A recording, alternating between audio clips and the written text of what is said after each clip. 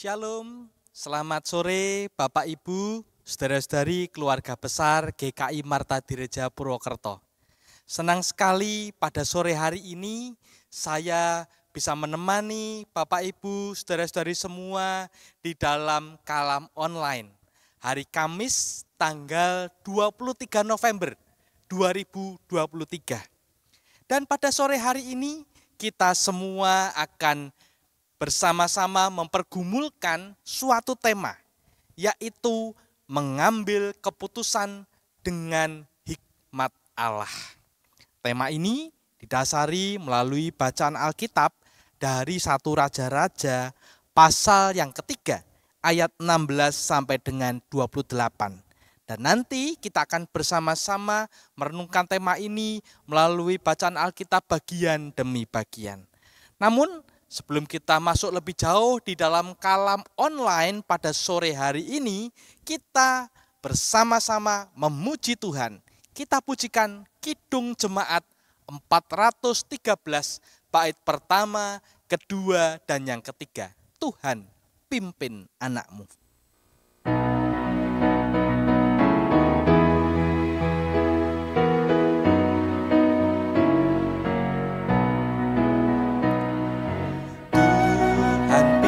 Anakmu agar tidak tersesat, akan jauhlah seteru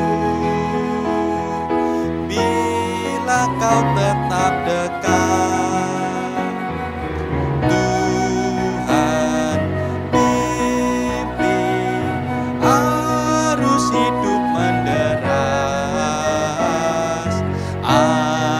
jangan kau sesat, pegang tanganku erat.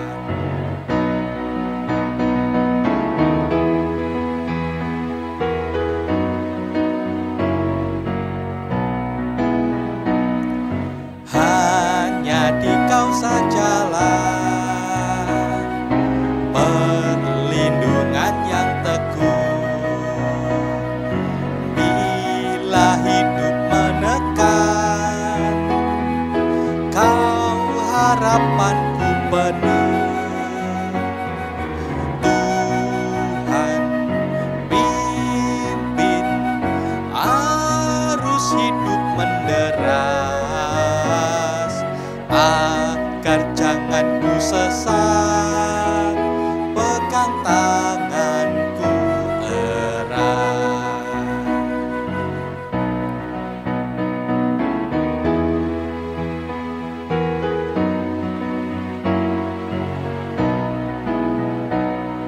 Sampai akhir hidupku, Tuhan pimpinku terus. Kelak ku puji ku sembah, Kau Tuhanku penebus. Tuhan pimpin arus hidup menderas, agar jangan ku sesat, pegang tanganku erat. Mari Bapak Ibu Saudara, kita bersatu di dalam doa. Ya Tuhan, inilah kerinduan kami, tatkala Engkau memimpin langkah kehidupan kami, supaya seturut dengan kehendak-Mu.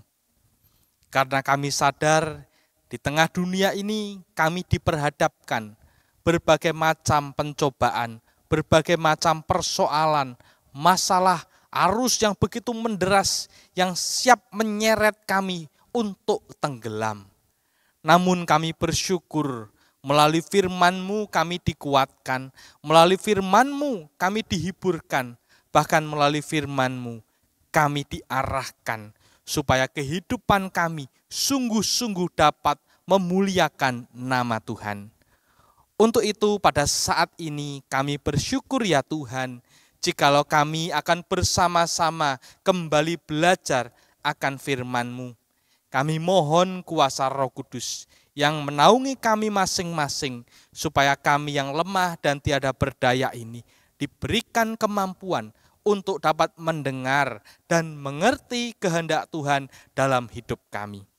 Berkati juga anak-Mu yang Kau panggil menjadi pemberita firman, supaya apa yang boleh dituturkan, diucapkan, dapat kami pahami, dapat kami mengerti bersama-sama.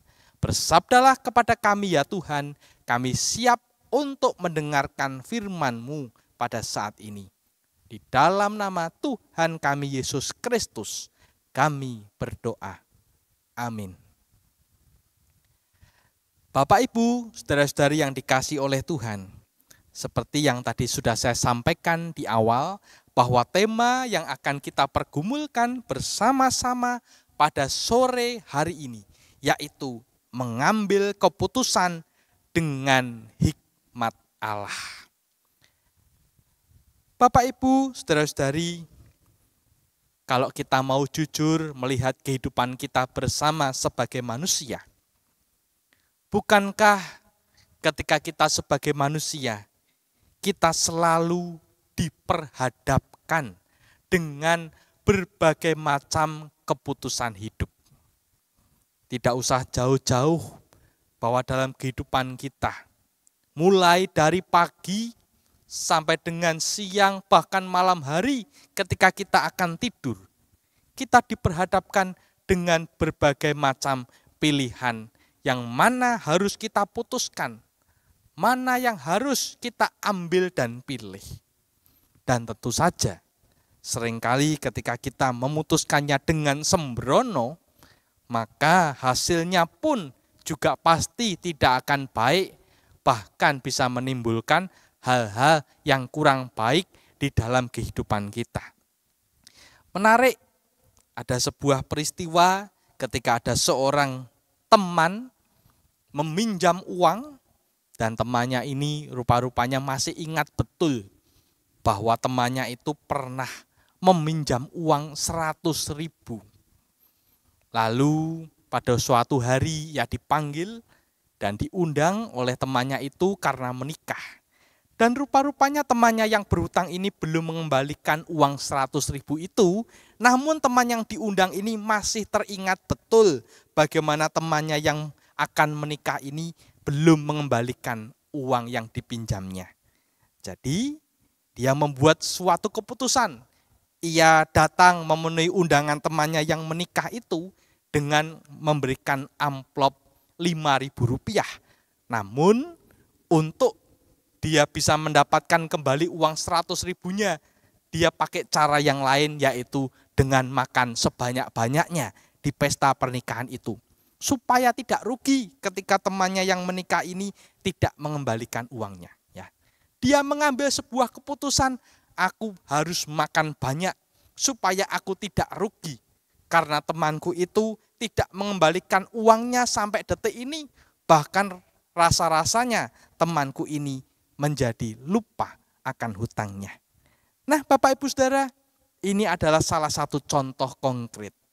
Namun dalam kehidupan kita tentunya banyak hal-hal yang sensitif yang harus kita putuskan dan sungguh-sungguh harus kita pergumulkan supaya keputusan yang kita ambil sungguh-sungguh berkenan di hadapan Tuhan, dan ketika keputusan itu diambil mendatangkan sukacita bukan hanya bagi diri kita, tetapi bagi orang lain, dan nama Tuhan dipermuliakan.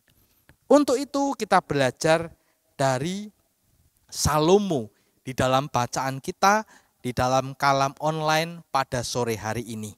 Mari kita akan membahasnya bagian demi bagian. Di dalam ayat yang ke-16 dikatakan demikian. Pada waktu itu masuklah 2 orang perempuan sundal menghadap raja. Lalu mereka berdiri di depannya. Bapak Ibu, saudara-saudari yang dikasihi oleh Tuhan, menarik di dalam ayat yang ke-16 ini diceritakan ada 2 orang perempuan. Dan perempuan ini menurut kacamata kita tentunya bukan perempuan yang biasa-biasa saja yang umum, tetapi perempuan ini adalah perempuan sundal. Ya. Jadi kita pasti bertanya-tanya, wah kok bisa-bisanya perempuan sundal ini datang menghadap raja. Nah kemungkinan dua orang perempuan sundal ini masalahnya sudah diketahui oleh banyak orang. Dan mungkin juga permasalahan mereka sudah mulai diselesaikan dari tingkat yang paling bawah dengan pengadilan-pengadilan yang ada di bawahnya, namun masalah mereka masih belum bisa diputuskan mana yang benar dan mana yang salah. Sehingga pada saat ini dua orang perempuan sundal ini datang menghadap raja, tentunya sebagai pimpinan yang tertinggi di dalam kerajaan. Diharapkan sang raja ini dapat memutuskan mana yang benar, mana yang salah, dan itu dilakukan secara adil. Sehingga dua perempuan sundal ini berdiri di depan raja. Bagaimana cerita selanjutnya? Ayat 17 sampai dengan ayat 21 diceritakan demikian. Kata perempuan yang satu, "Ya tuanku, aku dan perempuan ini diam dalam satu rumah, dan aku melahirkan anak pada waktu dia ada di rumah itu. Kemudian pada hari ketiga sesudah aku, perempuan ini pun melahirkan anak. Kami sendirian, tidak ada orang luar bersama-sama kami di dalam rumah. Hanya kami berdua saja dalam rumah." Pada waktu malam, anak perempuan ini mati karena ia menidurinya. Pada waktu tengah malam, ia bangun, lalu mengambil anakku dari sampingku, sementara hambamu ini tidur.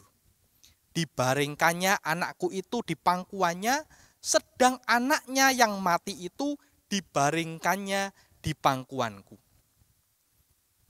Ketika aku bangun pada waktu pagi untuk menyusui anakku, tampaklah anak itu sudah mati.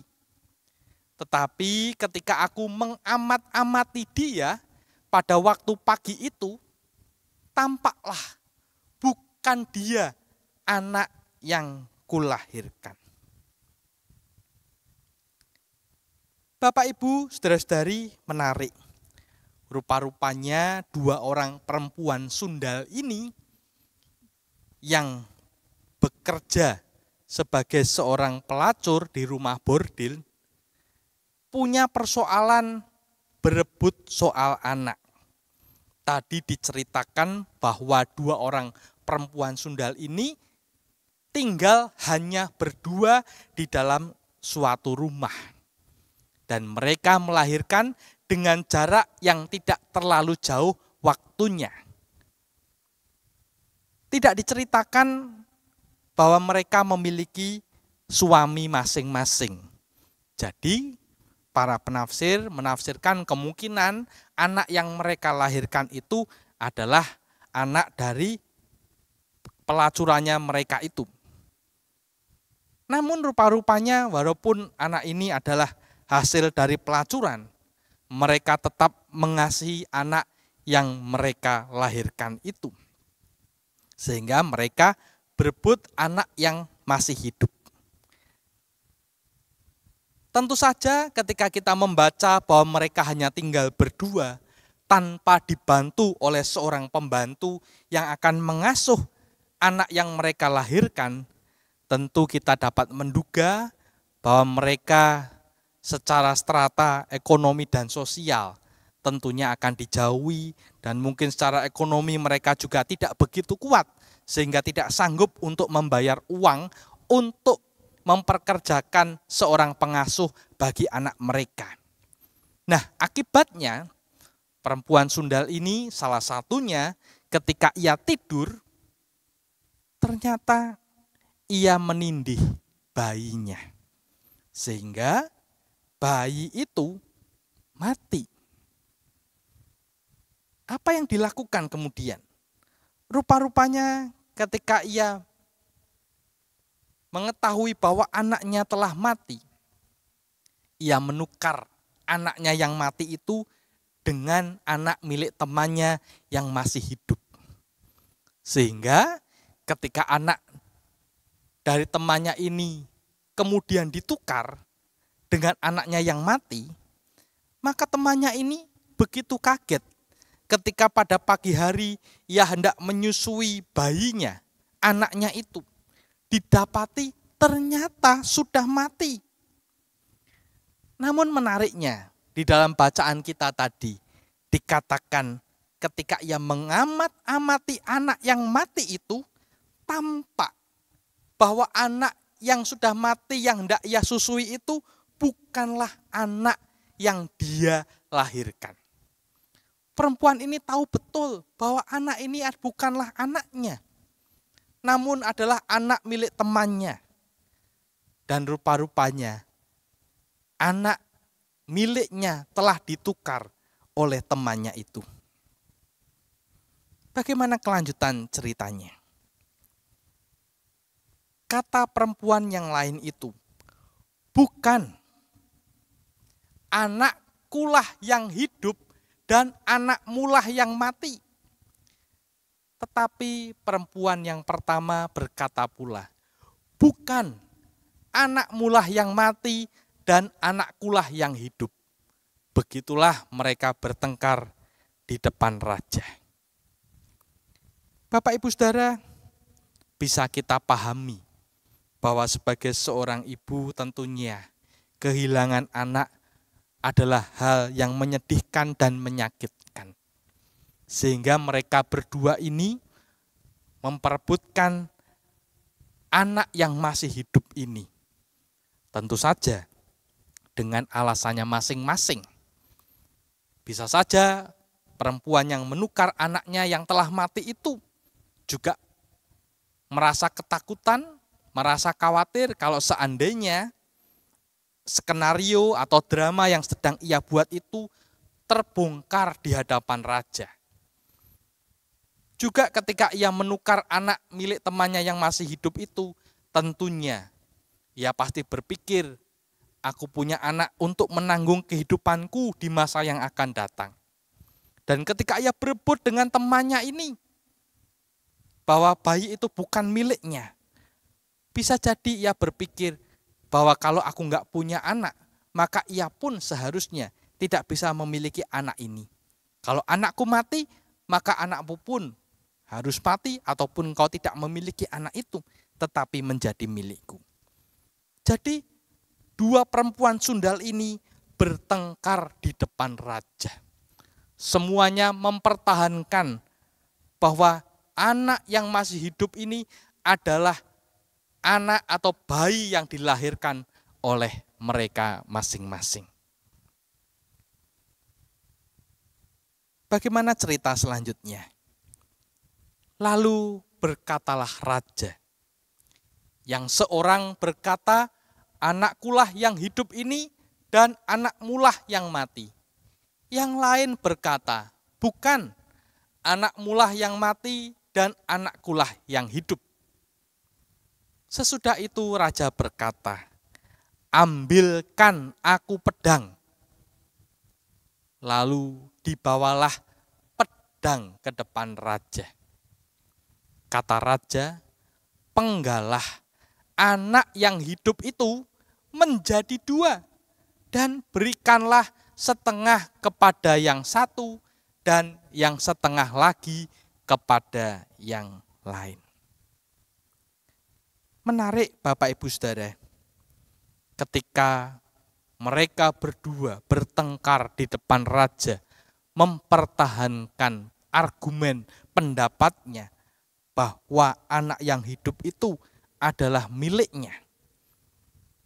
Sang raja dengan hikmat yang diberikan oleh Tuhan, Salomo yang meminta hikmat Tuhan dan sungguh-sungguh Tuhan memberikannya, justru meminta untuk diambilkan pedang. Mungkin mereka yang hadir pada waktu itu bisa jadi tertegun. Masalahnya berkaitan dengan perebutan anak. Tetapi mengapa justru minta diambilkan pedang? Apa hubungannya pedang ini dengan anak yang sedang diperebutkan ini? Anak yang masih hidup ini? Dan rupa-rupanya, apa yang dikatakan oleh Salomo di luar dugaan. Justru ia mengatakan penggalah anak yang hidup itu menjadi dua. Dan berikanlah setengah kepada yang satu dan setengah kepada yang lainnya. Mungkin orang pada waktu itu berpikir, supaya adil karena masalah ini di akar rumput tidak bisa diselesaikan dan pada saat ini diselesaikan di tingkat yang paling atas di hadapan raja, maka ketika dibagi dua dan diberikan setengah-setengah, tentu itu adalah sesuatu yang adil. Jadi keadilannya dilihat dari bobot yang sama, setengah bayi. Dan ini akan menyelesaikan masalah. Mungkin mereka berpikir demikian. Mungkin mereka berpendapat apa yang dipikirkan oleh Salomo adalah hal yang demikian. Dan ini sungguh di luar dugaan. Karena justru Salomo meminta untuk diambilkan pedang dan membagi anak itu menjadi dua. Kemudian selanjutnya diceritakan, maka kata perempuan yang empunya anak yang hidup itu kepada raja, sebab timbullah belas kasihannya terhadap anaknya itu, katanya. Ya tuanku, berikanlah kepadanya bayi yang hidup itu, jangan sekali-kali membunuh dia. Tetapi yang lain itu berkata, supaya jangan untukku ataupun untukmu penggalah. Tetapi raja menjawab, katanya, berikanlah kepadanya bayi yang hidup itu, jangan sekali-kali membunuh dia. Dia itulah ibunya. Ketika seluruh orang Israel mendengar keputusan hukum yang diberikan raja, maka takutlah mereka kepada raja, sebab mereka melihat bahwa hikmat daripada Allah ada dalam hatinya untuk melakukan keadilan. Bapak Ibu Saudara, ketika dua orang perempuan sundal mendengar apa yang diucapkan oleh Salomo, bahwa bayi ini akan dipenggal, dibagi menjadi dua, dan akan diberikan setengah-setengah. Rupa-rupanya, responnya berbeda. Respon mereka sendirilah yang justru mengungkap siapa ibu yang sebenarnya dan siapa yang mengaku sebagai ibu dari anak ini alias ibu yang palsu. Ibu yang mengaku memiliki anak ini, yang bukan sebenarnya, justru mengatakan supaya jangan untukku ataupun untukmu penggalah. Karena ia tidak memang memiliki bayi itu, ataupun karena tidak melahirkan bayi itu, maka hatinya sungguh bebal, hatinya sungguh jahat, ya rela membunuh bayi itu untuk dibagi menjadi dua, untukku dan untuknya. Karena ketika itu terjadi, ketika anak ini mati dipenggal, tidak ada sesuatu yang rugi dari dirinya. Karena bayi yang hidup itu bukanlah bayi yang ia lahirkan. Namun berbeda dengan ibu sang bayi yang masih hidup ini. Ketika ia mendengar apa yang dikatakan oleh Raja Salomo, dikatakan timbullah belas kasihannya terhadap anaknya itu. justru ketika ancaman datang kepada anaknya yang masih hidup itu, yang sesaat lagi akan mati dipenggal menjadi dua, justru demi kebaikan anak ini, demi anak ini tetap hidup, maka ia rela kehilangan dan memberikan bayi yang hidup itu kepada temannya yang mengaku-ngaku sebagai ibu dari anak yang masih hidup ini. Dan disinilah Raja Salomo tahu mana ibu yang asli dan mana ibu yang palsu. Dari sikap mereka, maka terbongkarlah bahwa bayi ini adalah milik ibu yang memiliki belas kasihan. Sehingga ia mengatakan, berikanlah bayi ini kepada ibunya. Jangan sekali-kali membunuh dia. Dan menariknya, ketika keputusan hukum itu telah dijatuhkan bahwa bayi yang hidup ini adalah milik ibunya yang asli, dan seluruh orang Israel mengetahuinya, maka responnya mereka takut karena mereka melihat bahwa hikmat daripada Allah ada dalam hati Salomo untuk melakukan keadilan di dalam kehidupan ini. Oleh karena itu, ketika Salomo yang meminta hikmat dari Tuhan dan Tuhan memberikannya, maka pemerintahannya sungguh dipenuhi dengan damai sejahtera, rasa tentram, karena rakyat takut karena Salomo dapat melakukan keadilan di dalam kerajaannya. Bapak Ibu Saudara, dalam kehidupan kita seringkali diperhadapkan dengan situasi seperti yang dialami oleh Raja Salomo. Ada banyak persoalan, ada banyak masalah. Mungkin kita alami sendiri secara pribadi, ataupun dialami oleh orang-orang yang ada di sekitar kita. Namun mau tidak mau seringkali hal itu melibatkan diri kita secara personal, secara pribadi untuk memberikan keputusan-keputusan yang adil, keputusan-keputusan yang tentunya berpihak kepada Allah. Dan disinilah kita perlu berhati-hati untuk memutuskan suatu persoalan masalah di dalam kehidupan kita. Baik masalah kita secara pribadi maupun masalah orang-orang yang ada di sekitar kita yang meminta bantuan kita menjadi pengadil bagi mereka. Marilah kita sama seperti Salomo, kita berdoa meminta hikmat Tuhan, supaya kita dapat mengambil keputusan dengan benar, seturut dengan kehendak Allah. Sehingga jangan sampai keputusan itu justru memperburuk keadaan, ataupun memperburuk situasi di dalam kehidupan ini. Tetapi keputusan kita mendatangkan keadilan Allah, mendatangkan damai sejahtera, mendatangkan ketentraman, mendatangkan jaminan keselamatan. Karena Tuhan bekerja melalui kita semua. Oleh karena itu, saya mengajak kita semua, yuk mari kita di dalam keluarga, kalau ada masalah, diputusi bersama-sama dengan dilandaskan kasih. Saya percaya ketika landasan kasih itu ada dalam setiap keputusan kita, hasilnya pasti positif.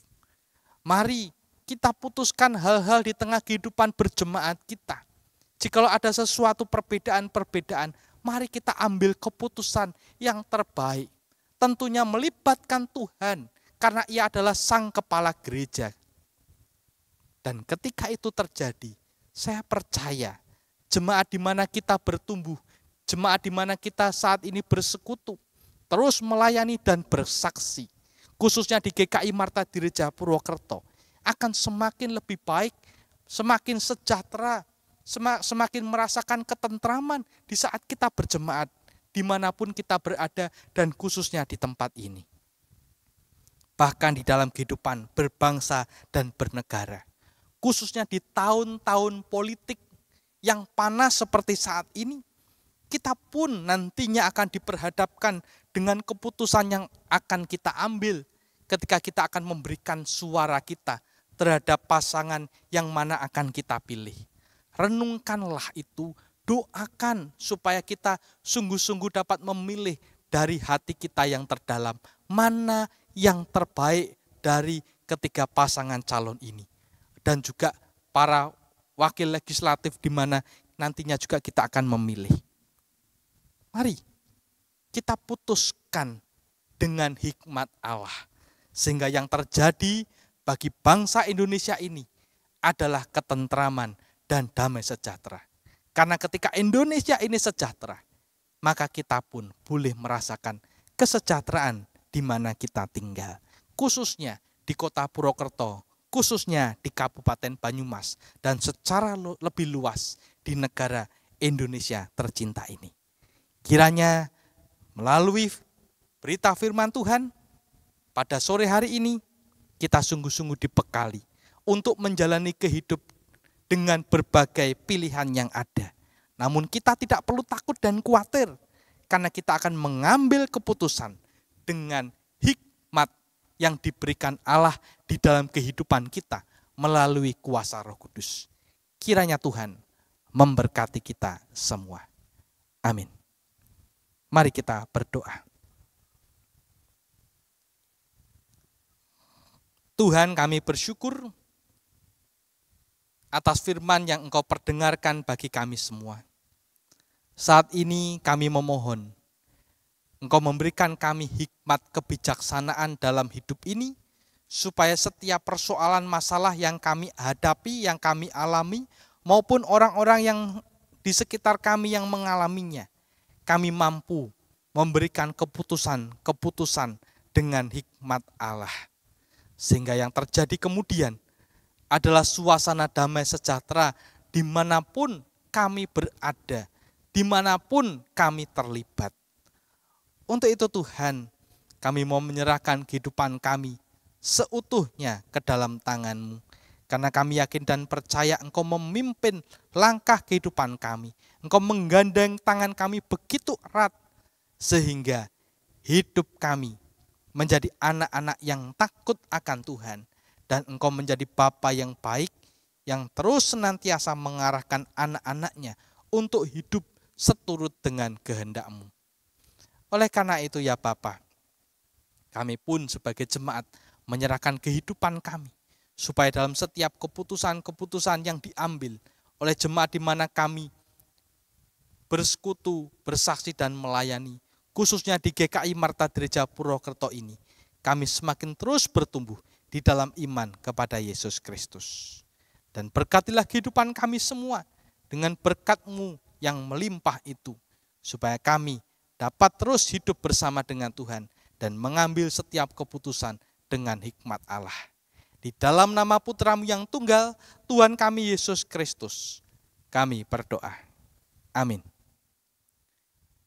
Bapak Ibu, saudara-saudari yang dikasihi oleh Tuhan, sekian kalam online pada sore hari ini, dan sampai berjumpa kembali di dalam kalam online selanjutnya dengan tema-tema yang menarik lainnya. Tuhan memberkati kita semua. Amin.